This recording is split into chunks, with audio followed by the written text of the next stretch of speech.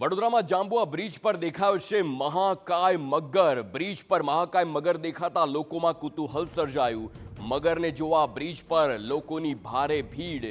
મગરને rescue કરી તંત્રને જાણ કરવામાં આવી હોય તે પ્રકારના દ્રશ્યો આ જુઓ કે જાણે સૌરાષ્ટ્રમાં જેવી સિંહની લટાર હોય છે તેવી વડોદરામાં મગરની લટારના દ્રશ્યો દર વર્ષે ચોમાસામાં સર્જાતા હોય છે. આ પ્રકારના દ્રશ્યો અનેક વખત પહેલા પણ સામે આવી ચૂક્યા છે.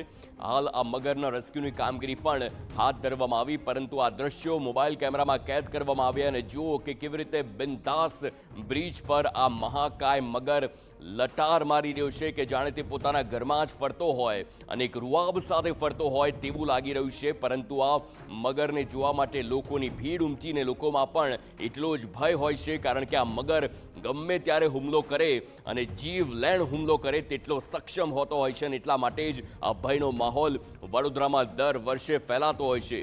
વિશ્વામિત્રીના જળસ્તરમાં વધારો થવો અને તેના કારણે વિશ્વામિત્રીના મગરો શહેરી વિસ્તારોમાં આવે, રહેણાંક વિસ્તારોમાં આવે તેવા પણ દ્રશ્યો આ પહેલા પણ જોવા મળ્યા છે અને હજુ પણ જોવા મળે છે. અને તેમાંનું જ એક આ દ્રશ્ય આપ જુઓ કે કેવી રીતે મગર બેફામ બિંદાસ ફરી રહ્યો હોય તે પ્રકારની સ્થિતિ છે.